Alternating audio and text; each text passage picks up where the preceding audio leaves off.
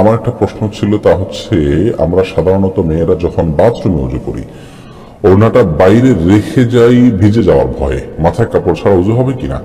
মাথায় কাপড় ছাড়া উজু হবে, কোনো অসুবিধা নেই। আপনি উজু করতে গেলে মাথায় কাপড় দিলে তো বরং কাপড় ভিজবে, এটাই তো স্বাভাবিক। আপনি মুখের চুলের গোড়া থেকে নিয়ে আপনার কানের লতি পর্যন্ত সব যখন ধুইতে যাবেন, তখন তো আপনার ওড়না ভিজে যাবে। অতএব ওড়না খুলে উজু করতে কোনো অসুবিধা নেই।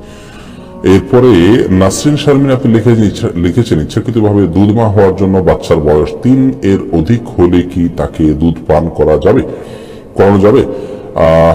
দেখুন,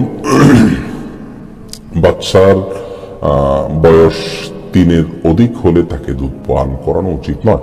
হানাফি মাযহাব অনুযায়ী তো এটা জায়েজই নয়, কারণ তারা বলেছেন যে আপনার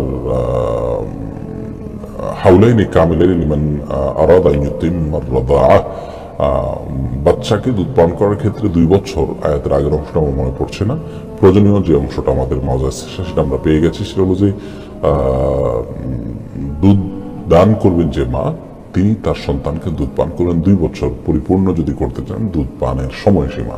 এই জন্য 2 বছরের পরে তিনি দুধ পান করাবেন না। অনেক ওলামা একরাম অবশ্য বলেন যে দুধ পান করানো যাবে 2 বছর পরেও, কারণ কোরআন হাদিসে কোথাও সরাসরি নিষেধ নাই, কিন্তু দুধ পানের সময়সীমা 2 বছর ফিক্স করে দেওয়া হয়েছে।